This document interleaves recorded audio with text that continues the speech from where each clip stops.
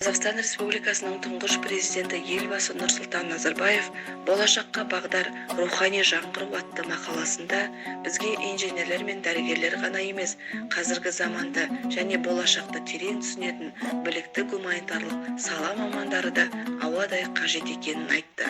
Тарих пен саясаттану, әлеуметтану мен философия, психология, педагогика, экономика, мәдениеттану және филология ғылымдары бойынша студенттерге заманға лайық білім беруге қажетті жағдай жасауды тапсырды.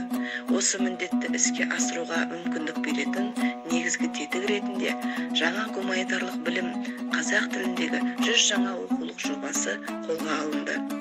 Аталған жоба аясында бірнеше жылда гуманитарлық білімнің барлық бағыттары бойынша әлемдегі ең үздік деген университет оқулықтары түрлі тілдерден қазақ тіліне аударылып, біздің студенттерге дүние жүзіндегі таңдаулы үлгілердің негізінде білім алуға мүмкіндік берді.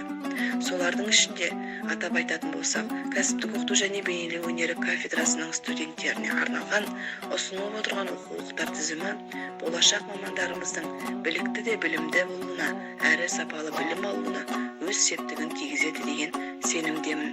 Студенттерімізге ұсынылған оқулықтар тізімі қазақ тілін халықаралық ғылыми лексикамен байыта түсуге, ғылыми терминологияны дамытуға, академиялық жазу стилін жетілдіруге, қазіргі ғылымның зерттеу мен баяндау әдістерін толық игеруге зор мүмкіндік береді. Назарларыңызға рахмет. Сіздермен бірге болған кәсіптік оқыту және бейнелеу өнері кафедрасының аға оқытушысы PhD Жанар Төребекқызы.